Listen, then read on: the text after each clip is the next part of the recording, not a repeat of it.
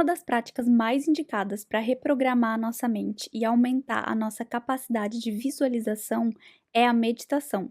Existem comprovações científicas de que essa prática, quando feita com constância, pode mudar o seu cérebro e a sua mente de uma forma mais profunda e intensa do que você imagina. No vídeo de hoje, eu trouxe 5 fatos que poucas pessoas sabem sobre meditação, como alguns benefícios inesperados e algumas variações nas práticas. E o objetivo disso é fazer você entender de uma vez por todas o que se pretende alcançar com a meditação e também escolher entre as diversas práticas que existem qual é aquela que você melhor se adequa, qual é aquela que é mais fácil para você começar.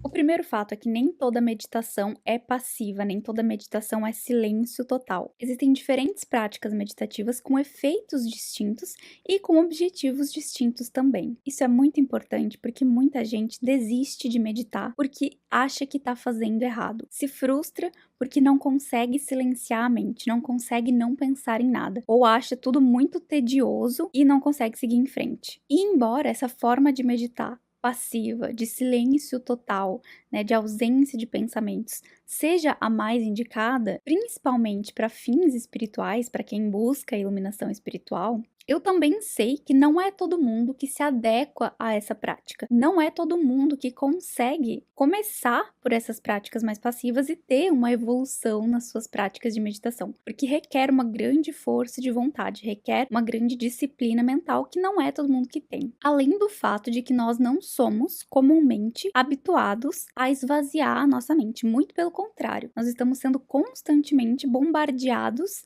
de estímulos o tempo inteiro que fazem com que a gente tenha uma atividade mental hiperativa. Além de que, para muitas pessoas, o fato de você sentar e ficar ali sem pensar em nada, tentando esvaziar a sua mente, vai parecer um desperdício de tempo, principalmente quando a crença de esforço ela é muito presente. Você acha que nada de bom pode sair do fato de você sentar sem fazer nada, sem pensar em nada. Só que na minha visão, o principal objetivo para quem está começando a meditar, para quem está começando a aprender a observar a sua mente, a aprender como que a sua mente funciona, o principal objetivo no início é você simplesmente aprender a olhar os seus pensamentos, a observar os seus pensamentos sem se identificar com eles. Ou seja, no começo, o importante não é você conseguir parar de pensar e ficar o máximo de tempo possível com a mente esvaziada, mas sim você parar de acreditar em tudo que você pensa, você parar de achar que você é os seus pensamentos, que você é os seus sentimentos. Então, o início é uma observação passiva e sem julgamento dos seus pensamentos, para você entender que nem tudo que a sua mente te diz é real. Então, a meditação ela não exige necessariamente ser na posição de lótus, né, e aquele silêncio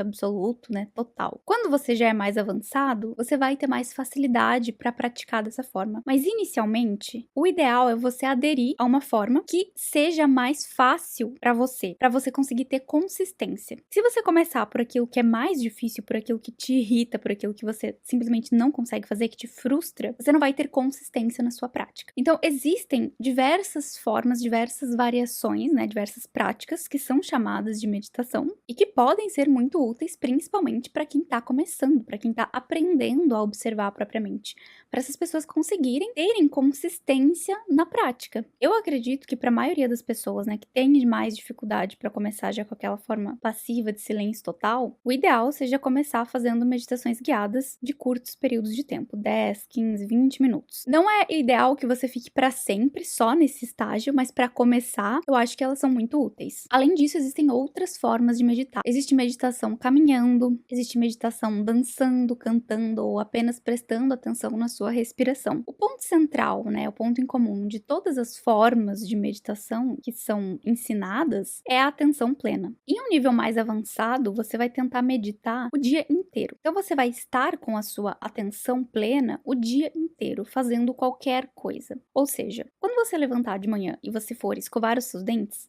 você vai estar ali escovando os dentes, prestando atenção no que você está fazendo com a sua mente no momento presente. Então você não vai estar pensando no que você tem para fazer no trabalho, nas contas que tem para pagar, no trânsito, não. Quando você está comendo, a sua mente está ali, quieta com você, comendo, prestando atenção na sua refeição. Essa é a forma natural que a nossa mente deveria funcionar. Então, quando a gente está meditando, a gente está treinando voltar a nossa mente para o estado natural, tirar ela do estado caótico, doentio, no qual ela se encontra, e fazer ela voltar para esse estado natural, de estar sempre no momento presente. Esse é um dos objetivos terapêuticos da meditação, desacelerar a nossa mente, fazer a gente voltar a nossa atenção na maior parte do tempo para o momento presente. Porque todo o nosso sofrimento, toda a nossa angústia, ansiedade, estresse, essas coisas, elas vêm justamente da nossa hiperatividade mental, do fato de a nossa mente não estar no aqui e no agora. Ela está sempre criando projeções de futuro, fazendo você sentir medo, ou indo para o passado, fazendo você sentir culpa, enfim. E aí, entre essas práticas de meditação ativa que a gente tem, eu vou citar algumas variações que eu já ouvi falar. Existem algumas práticas de meditação ativa. Uma pessoa que desenvolveu algumas dessas práticas foi o Osho. Ele desenvolveu essas práticas pensando nos ocidentais que têm um ritmo de vida mais frenético, que têm essa dificuldade de sentar para meditar e não pensar em nada. Bom, embora o Osho tenha uma trajetória polêmica e eu não entenda muito bem o que exatamente aconteceu com ele, eu acho os ensinamentos dele relativos à meditação muito válidos. Eu gosto da forma como ele ensina e eu recomendo o livro Aprendendo a Silenciar a Mente, que é um livro onde ele explica de uma forma muito profunda, né, a meditação, os objetivos da meditação, né, o silêncio mental, e ele também ensina algumas práticas. Inclusive, na época que eu comprei, o livro vinha com um CD de áudios, né, de uma meditação guiada que ele ensinava. Hoje em dia eu não sei se vem ainda com esse CD ou com algum outro tipo de mídia inclusa. Mesmo assim, é um livro que eu recomendo, vale bastante a pena se você quiser entender um pouco mais sobre meditação. Outras formas de meditação em movimento são Tai Chi e Qigong, que são práticas de meditação que incluem movimentos corporais lentos e muito foco respiratório. Então, durante esses exercícios, você precisa estar com atenção plena no momento presente, prestando atenção nos movimentos lentos do seu corpo, prestando atenção na sua respiração, enfim. E você também consegue, né, uma prática que, de certa forma, é meditativa, é o yoga, aqueles exercícios corporais. Porque a própria dificuldade em se manter em determinadas posições meio que obriga a sua mente a ficar focada e concentrada, né? E não vagar aleatoriamente. Então também a gente pode considerar como uma prática que te ajuda a desacelerar a mente. E no budismo zen a gente tem uma meditação caminhando, que é uma forma que você faz de meditar enquanto você caminha. Então você vai manter a atenção plena no seu movimento corporal, contemplando ali o seu entorno, a sua paisagem, sem deixar a sua mente devagar, só prestando atenção nos seus movimentos, na sua respiração. Normalmente, essa meditação caminhando ela é feita intercalada com momentos, né, de meditação sentado. E isso pode ser muito útil, principalmente para aquelas pessoas que são mais inquietas. Então, intercalar momentos de meditação mais passiva, sentado, com momentos de meditação caminhando, né, com atenção plena pela natureza, enfim. E a gente tem também o método Silva, que é focado em utilizar a mente em estados meditativos, que seria uma forma que a gente pode chamar de meditação dinâmica. Ou seja, você não vai ficar passivo ali com a mente em estado meditativo, você vai utilizar ela intencionalmente para criar um cenário desejado, para resolver algum problema do dia a dia, enfim. Se quiser saber mais sobre o método Silva, tem vídeo dele aqui no canal. O segundo fato é que a meditação pode aumentar a densidade da massa cinzenta do seu cérebro. Uma pesquisa da Harvard Medical School demonstrou que 8 semanas de uma prática de meditação mindfulness pode aumentar a densidade do hipocampo, que é a área ligada à memória e aprendizado, e diminuir a densidade da amígdala, que é ligada ao estresse e ansiedade. Nesse estudo, os participantes se comprometeram a fazer um programa de mindfulness com práticas diárias que duravam, em média, 30 minutos, por um período total de 8 semanas. E os resultados mostraram alterações estruturais no cérebro dos participantes. Então, teve um aumento da densidade do córtex pré-frontal, que é uma região associada à tomada de decisões, concentração e regulação emocional, redução do volume da amígdala, que é o centro do medo e do estresse, né? Isso significa menos reatividade emocional e mais calma interior, além de um fortalecimento do hipocampo, que é relacionado à memória e aprendizado, e cria mais conexões neurais entre as regiões do cérebro. Isso significa que a meditação ela não é apenas relaxante, ela tem a capacidade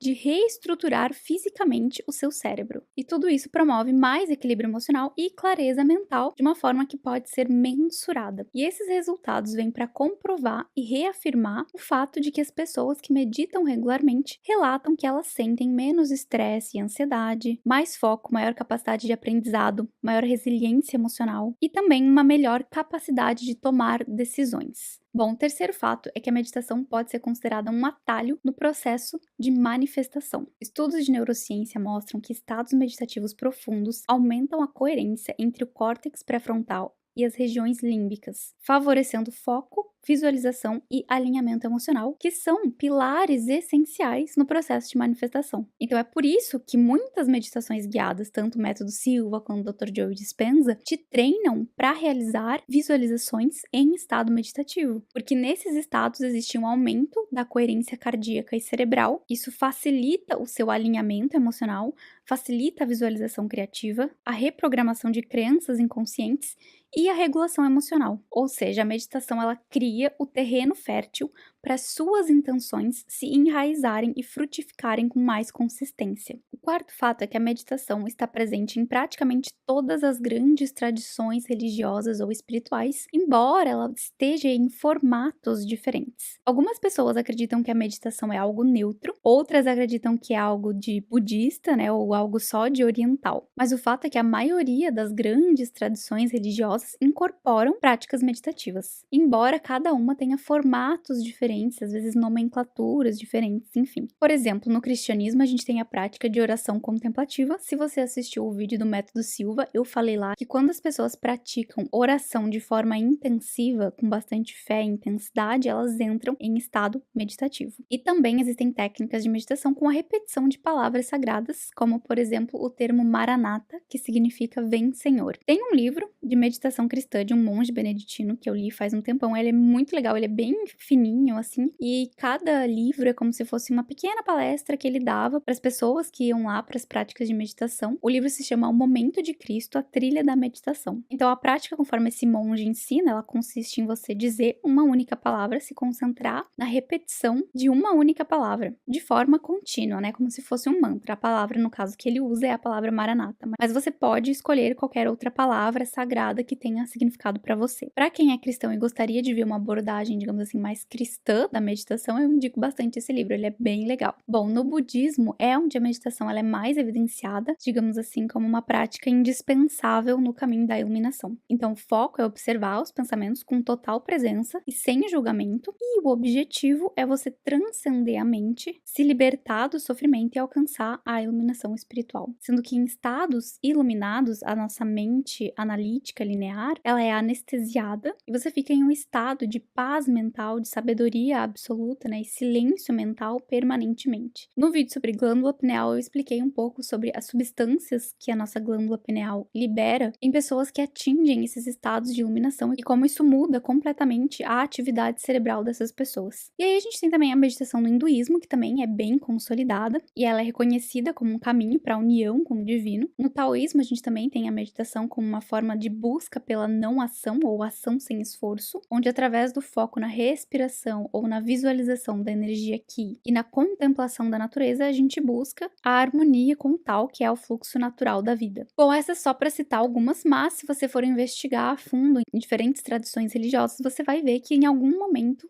você vai encontrar alguma prática meditativa, alguma prática com foco em desacelerar a mente. E o quinto e último fato é que meditar pode mudar a sua expressão genética. Um estudo publicado em uma revista de psiconeuroendocrinologia mostrou que apenas um dia de prática intensiva de uma meditação foi capaz de reduzir a expressão de genes inflamatórios, aumentar a atividade de uma enzima ligada à longevidade celular e melhorar os marcadores de resiliência ao estresse. Isso significa que além de a meditação reduzir o seu estresse mental, aumentar suas capacidades cognitivas, tomada de decisão, ela também pode mudar a forma como seu corpo responde no nível genético. O Joe Dispenza fala muito sobre isso, sobre estudos de epigenética que demonstram como que os hormônios do estresse sinalizam genes relacionados ao desenvolvimento de doenças e como que a mudança de mentalidade pode inibir a expressão desses genes. Então não é porque uma doença é hereditária que você inevitavelmente vai ter essa doença. No fim das contas, a sua mentalidade, o seu estilo de vida, né, o seu estado de consciência tem um papel fundamental na determinação da sua expressão genética. É como aqueles casos que estudam gêmeos idênticos que tiveram estilos de vida completamente diferentes, têm uma forma de pensar completamente diferente, e aí quando você olha para eles anos depois, eles têm um estado físico, um estado de saúde completamente diferente um do outro, mesmo eles tendo exatamente o mesmo DNA. Bom, esses foram os 5 fatos sobre meditação. Eu espero que vocês tenham gostado do vídeo, que esse vídeo inspire vocês a iniciar alguma prática. E a pedidos, eu vou fazer um vídeo de meditação guiada, aqui com áudio, guiando vocês para uma meditação para ser feita preferencialmente pela manhã, né, todos os dias. Ela vai durar entre 10 e 15 minutos e vai ser muito útil principalmente para quem tá começando e ainda não sabe muito bem como silenciar a mente. Eu estou finalizando ela e posto em breve. Espero que vocês gostem. Um beijo e a gente se vê no próximo vídeo. Tchau!